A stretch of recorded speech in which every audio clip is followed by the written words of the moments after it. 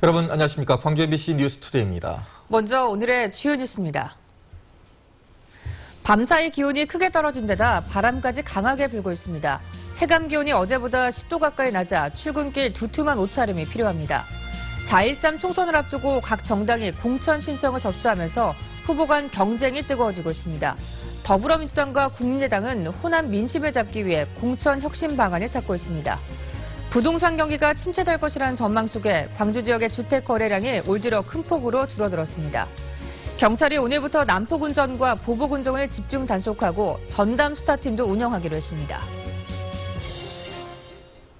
지난 토요일 낮 기온이 20도 가까이 올라가는 봄 날씨를 보이는데요. 어제부터 날씨가 또 갑자기 추워졌습니다. 이 추위는 모레까지 계속된다고 하는데 취재 기자 연결해서 자세히 들어보도록 하겠습니다. 송정은 기자, 지금 상당히 추워 보이는데요. 네, 두꺼운 외투까지 껴입고 나왔는데도 한기가 느껴질 정도입니다. 또 어제부터 내렸다 그쳤다를 반복하면 내린 눈도 제법 쌓여있는 상태인데요. 많은 양의 눈은 아니지만 출근길에 나선 시민들은 추위와 눈 때문에 불편을 겪고 있습니다. 대중교통을 기다리는 시민들은 모자에 장갑까지 끼고 나왔지만 발을 동동 구르며 추위를 떨쳐내려 하고 있습니다. 현재 구례 영하 5.2도를 최저로 화순 영하 4.2도, 광주 영하 3.6도 등 광주 전남 대부분 지역이 영하권에 머물고 있습니다. 오늘 해안가를 중심으로는 강풍특보가 내려져 있는 상황이라 체감 기온은 더 춥겠는데요. 지난주 토요일 광주의 낮 최고 기온이 20도 가까이 올라가는 봄 기온을 보여 오늘 날씨가 더 춥게 느껴지겠습니다. 추위와 함께 눈도 내리겠는데요. 내일 새벽까지 예상되는 적설량은 2에서 5cm입니다. 이번 한파는 모레까지 계속되다가 주 후반이 돼서야 평년 기온을 되찾겠습니다. 지금까지 광주 광천터미널에서 MBC 뉴스 송정근입니다. 4.13 총선을 앞두고 각 정당들이 공천 신청을 받기 시작했습니다. 후보들 간의 경쟁은 물론이고 정당 간의 경쟁에도 불이 붙기 시작할 텐데 특히 호남에서는 공천을 어떻게 하느냐에 따라서 민심이 좌우될 것으로 보입니다. 윤군수 기자입니다. 광주 전남에서 새누리당이나 정의당의 경우는 공천장을 받기 위해서 후보들이 경쟁할 상황은 아닙니다. 하지만 더불어민주당이나 국민의당 후보들은 당선은 둘째치고 공천을 받는 게 1차 전쟁입니다. 더욱이 야권의 주도권을 잡기 위해서 호남의 민심부터 잡아야 하는 두 정당으로선 공천 과정에서 혁신 경쟁이 불가피합니다. 양쪽 정당 모두 기존의 현역 의원 내지 준현역 의원들이 가지고 있는 기득권을 어떻게 처리할 것인가 그 문제가 해결되어야만이 새로운 인물들에 대한 공천 문제에 대한 논의가 시작될 수 있다는 거죠. 그래서 우선 관심을 끄는 게 현역 물갈이 여부입니다. 더불어민주당에서는 현역 의원의 40~50%를 물갈이해야 한다는 공천관리위원장의 발언이 나왔습니다. 국민의당은 선거 전략상 필요한 경우에 전략 공천을 할 수 있도록 했는데 광주 전남 현역 의원들의 물갈이를 염두에 둔 포석으로 해석됩니다. 영입 인사들의 호남 공천 여부도 관심사입니다. 더민주 영입 1호인 양향자 비대위원, 국민의당 영입 1호인 송기석 예비후보 등이 어떤 선거구에 출마할지 또 인물 혁신의 선봉장 역할을 해낼지도 주목됩니다. 결국 공천 혁신의 잣대가 될 현역 교체 이유가 영입 인사들의 인물 경쟁에서 양당의 승패가 갈릴 것으로 예상되는 가운데 공천 과정이 매끄럽지 않은 정당은 자중질환에 빠질 가능성도 있습니다. MBC 뉴스 윤문수입니다. 국민의당 천정배 공동대표가 현역 의원들에 대한 유권자들의 평가를 공천에 반영하는 방안을 검토하고 있다고 밝혔습니다. 천정배 대표는 어제 광주 지역 예비 후보들과 간담회를 가진 자리에서 현역 의원들은 예비 후보들과 경쟁하기 전에 의정 활동에 대한 유권자의 평가부터 받아야 한다며 이같이 말했습니다. 또 경우에 따라서는 호남과 다른 지역의 공천 규칙을 달리하는 방안도 있을 수 있다고 밝혔습니다. 한편 장병환, 임내현, 권은희 의원 등 국민의당 현역 의원들도 광주 지역 예비 후보들과 토론회를 열고 총선 혁신 방안을 논의했습니다. 각 정당들의 공천 신청 접수가 이번 주 안에 대부분 마무리됩니다. 새누리당은 내일 공천 신청을 마감하고 더불어민주당은 오늘과 내일 이틀 동안 총선 출마 예정자들의 공천 신청을 받습니다. 또 국민의당은 오는 19일까지 후보를 공모하고 정의당은 오늘부터 후보 선출 작업을 본격적으로 시작합니다. 각 정당들은 공천 신청이 마무리되면 자격심사와 경선 등 공천 규칙에 따라서 후보를 결정할 방침인데 다음 달 초쯤에는 총선 대진표 윤곽이 드러날 것으로 보입니다. 4.13 총선이 2달도 남지 않았는데 정치 신인들은 얼굴을 알릴 기회조차 없다고 하소연하고 있습니다. 네, 선거 제도가 현역 국회의원들에게 일방적으로 유리하다는 비판도 꾸준히 제기돼 왔는데요. 그래서 오늘부터 정치 신인들을 초대해 이야기를 들어보도록 하겠습니다. 첫 손님은 더불어민주당의 이남재 예비후보입니다. 안녕하십니까? 안녕하십니까? 네, 선거 도전 이번이 처음이시죠? 네, 저는 정치를 정치답게, 나라를 나라답게 만드는 세상을 꿈꾸며 이번 총선에 출마하게 되었습니다. 그동안 민주당 손학규 대표 비서실 부실장과 전라남도 이낙연 도지사, 정무특별보좌관으로 활동하다 이번에 광주 북구을에서 광주의 청년 정신을 되살리기 위해 도전하게 되었습니다. 네, 첫 출마기 때문에 이남재 후보가 어떤 사람인지 잘 모르시는 분들이 많으실 것 같은데요. 이 자리에서 자기소개 좀 부탁드립니다. 네, 저는 광주 청년 이남재입니다. 정치의 본분은 가장 힘없고 약한 자들을 돕고 어렵고 힘없는 사람들의 편에 서서 그들을 잘 살게 만드는 것이라 믿고 있습니다. 지금 광주는 위기입니다. 누구 하나 자신의 기득권을 버리고 불의에 맞서는 당당하고 자랑스러운 정치인 한 명이 없습니다. 이것은 광주 정신의 훼손입니다. 광주에서부터 광주를 광주답게, 야당을 야당답게 바꾸기 위해 새로운 정치 혁신이 필요하다고 생각합니다. 네, 손학규 전 대표와의 그 인연 때문에 그 손 전 대표의 복심으로 불리고 있는데 이번 이제 선거에 돌입을 할 때 조언을 좀 주고 계시나요? 네, 손학규 대표님과 저는 정치적 관계 이전에 대학에서 스승과 제자로 처음 만나게 되었습니다. 저는 손학규 대표님으로부터 책임을 다하는 정치, 소명의 정치를 배웠습니다. 이제는 광주 청년 이남재가 꿈꾸는 세상을 만들어가고자 합니다.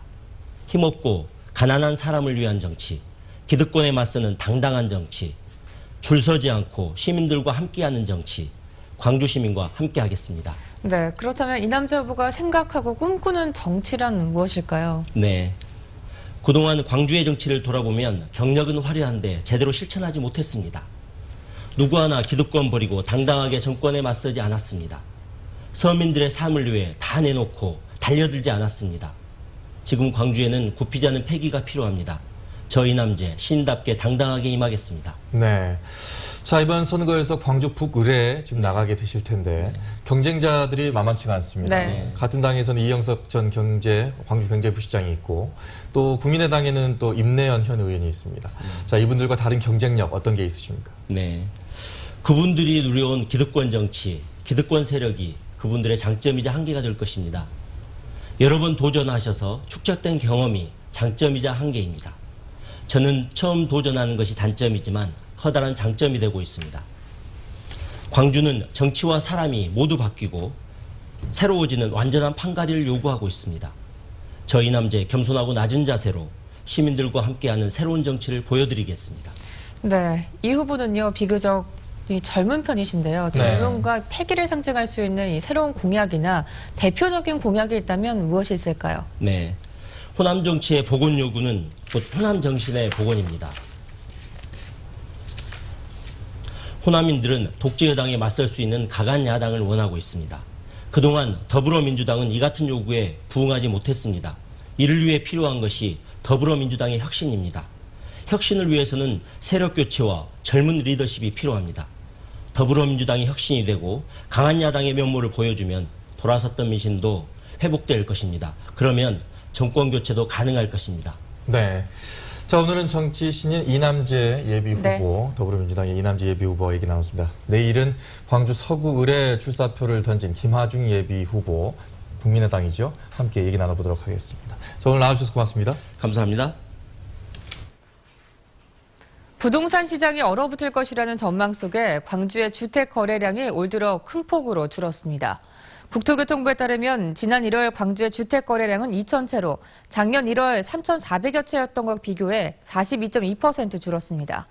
또 작년 12월과 비교해서도 한 달 만에 거래량이 1,000채 이상 줄어들면서 35% 감소한 것으로 집계됐습니다.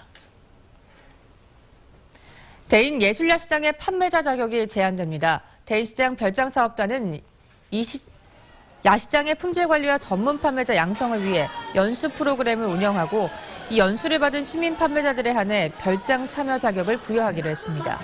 또 판매자 연수 과정에서 수공예품보다는 창작품 제작을 독려하기로 했습니다.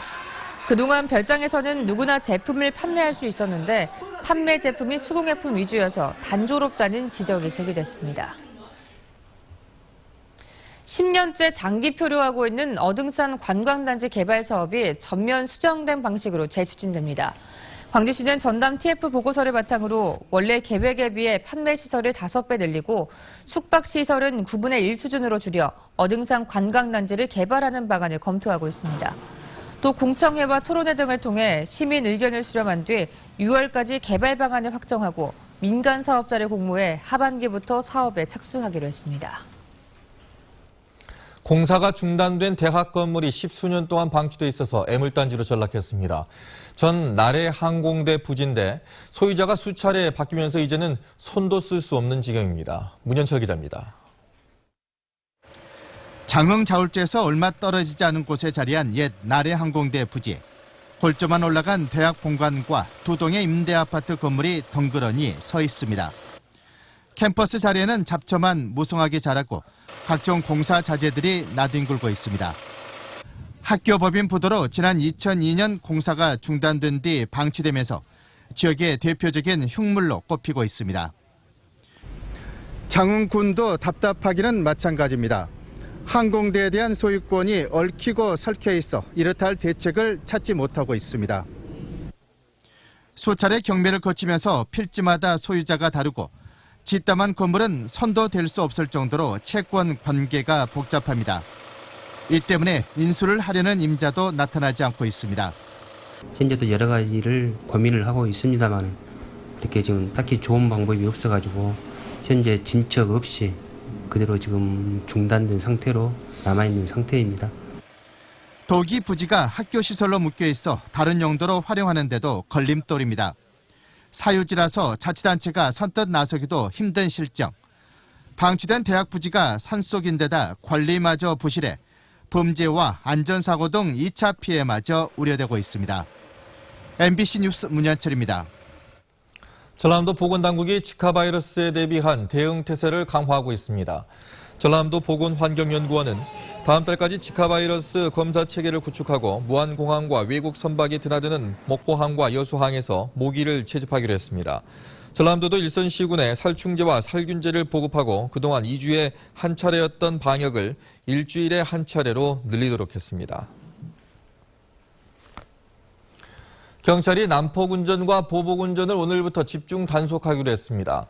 광주지방경찰청은 오늘부터 2월 말까지를 집중 단속 기간으로 정해 난폭운전과 보복운전을 수사하겠다며 피해자들의 적극적인 신고를 당부했습니다. 또 난폭운전과 보복운전에 엄정하게 대응하기 위해 교통범죄를 전담할 수사팀을 운영한다고 밝혔습니다.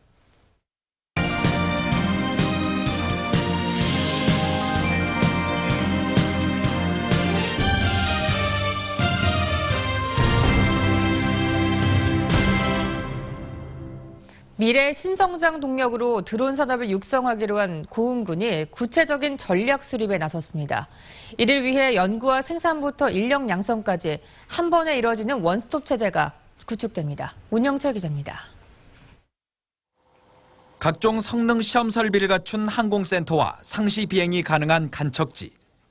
잘 갖춰진 우주 항공 인프라는 고흥군이 드론 산업에 뛰어들게 된 결정적 이유가 됐습니다.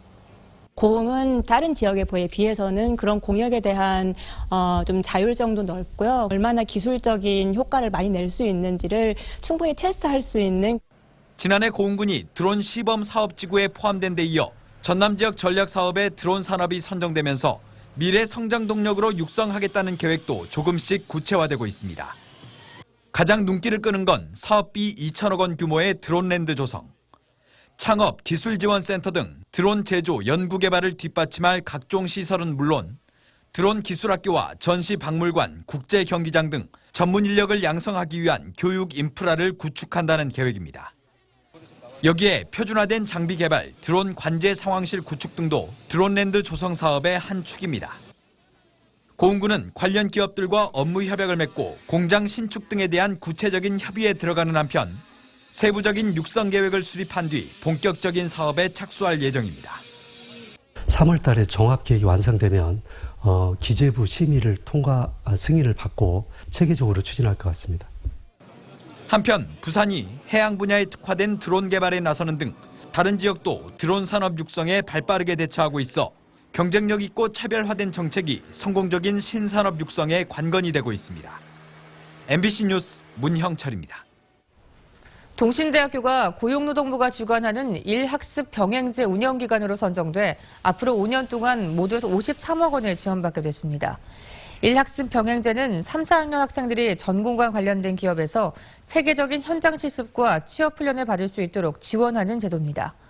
동신대는 혁신도시 이전 기관과 에너지밸리 입주 기업 등 사업에 참여할 기업 90곳을 올해 안에 발굴해 학생들의 실무 역량을 강화하겠다고 밝혔습니다. 중소기업진흥공단 광주지역본부는 유럽시장 개척에 참가할 중소기업을 오는 29일까지 모집한다고 밝혔습니다. 참가 대상은 작년 수출 실적이 2천만 달러 이하인 수출 중소기업으로 선정된 기업에는 바이어 발굴과 수출 상담 주선, 통역과 항공료 등이 지원됩니다. 유럽시장 개척단은 오는 5월 네덜란드와 크로아티아에 파견될 예정입니다. 일본 오키나와에서 전지훈련 중인 기아 타이거즈가 일본 프로야구팀과의 가진 연습 경기에서 이틀 연속 패했습니다. 기아는 어제 일본 센트럴리그 우승팀인 야쿠르트 스왈로우즈와의 연습 경기에서 3대4로 패했습니다. 박진두, 나지완, 이홍구 선수가 타점을 올렸지만 선발 임준혁이 내준 실점을 극복하지 못했습니다.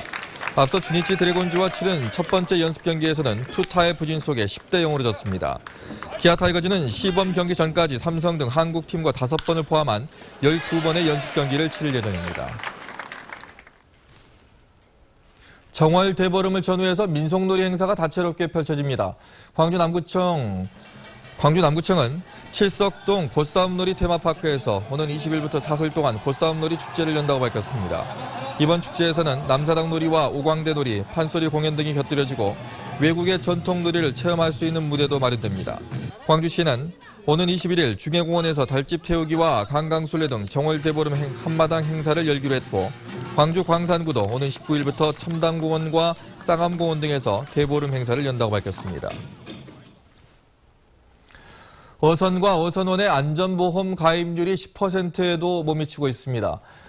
전남에 선적을 둔 어선 2만 7천여 척 가운데 지난해 재해안전보험에 가입한 건 1,100여 척에 불과해서 가입률이 4%에 그쳤고 어선원 보험 가입률은 2천여 척으로 7%에 머물렀습니다. 올해부터 4톤 이상의 어선은 어선원 보험을 의무적으로 가입해야 하며 4톤 미만도 자율적으로 가입할 수 있습니다. 초고령 사회로 접어든 나주시가 맞춤형 노인복지 실책을 시행하기 위해 500억 원대 예산을 투입합니다. 나주시는 급증하는 노인 문제와 복지 수요를 해소하기 위해 올해 554억 원을 투입해 무료 경로식당 운영과 노인 목욕비 지원, 주거환경 개선 사업 등으로 추진하기로 했습니다. 특히 노인 사회활동 지원을 위해 공익 시장형 일자리를 확대하고 시니어 클럽을 통해 다양한 노인 일자리를 제공할 계획입니다. 광주시가 혁신도시 이전기관 직원들을 대상으로 최근 정착금 지원 신청 접수를 마감한 결과 200여 가구가 지원을 신청했습니다. 광주시는 1년 이상 광주에 거주한 이전기관 직원들에게 가족과 함께 온 경우에는 100만 원, 홀로 이주한 경우에는 30만 원을 지원하기로 했습니다. 한편 주택 구입자금과 전세자금의 대출이자를 지원하는 나주시는 광주시의 정착금 지원에 불편한 기색을 보이고 있습니다. 광주시가 생활 현장에서 느끼는 불필요한 규제를 개선하기 위해 오늘부터 생활 속 규제 개선 아이디어를 공모합니다. 공모 분야는 출산과 육아, 청년 취업 등 생애 주기별 과제와 주정차 단속과 소음 규제 등 생활 환경 불편 과제, 창업 활성화와 소상공인 기업 규제 완화 등 손톱 및 가시 규제 3개 분야입니다. 제안서는 시 홈페이지에서 서식을 내려받아 홈페이지 행정규제 신고센터 혹은 우편, 팩스로 접수할 수 있으며 우수자격에는 행정자치부 장관 표창을 수여합니다. 전라남도 교육청의 예산 대비 지방채 채무 비율이 전국 최고 수준인 것으로 나타났습니다. 교육부에 따르면 지난해 전라남도 교육청에 쌓인 지방채 채무 총액은 6,938억 원으로 2015년 최종 예산 3조 3천여 원의 20.4%에 달했습니다. 이는 전국 시도교육청의 지난해 평균 지방채 채무 비율 18.2%보다 높고 교육청별로는 세종시와 경기도에 이어 세 번째로 높은 것입니다.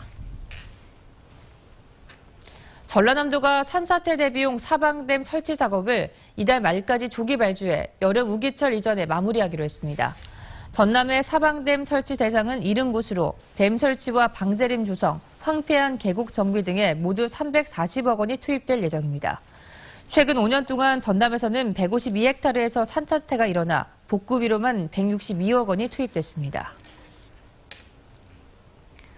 전라남도는 올해 해남과 여수, 완도 등 7개 시군의 공공기관과 공영주차장 등에 전기자동차용 급속 충전시설 9곳을 설치할 예정입니다. 전라남도는 또 지난해까지 259대였던 전기자동차를 420여 대까지 늘릴 방침이며 무료였던 자동차 충전 이용 요금도 1kW당 313원씩 유료로 전환할 계획입니다.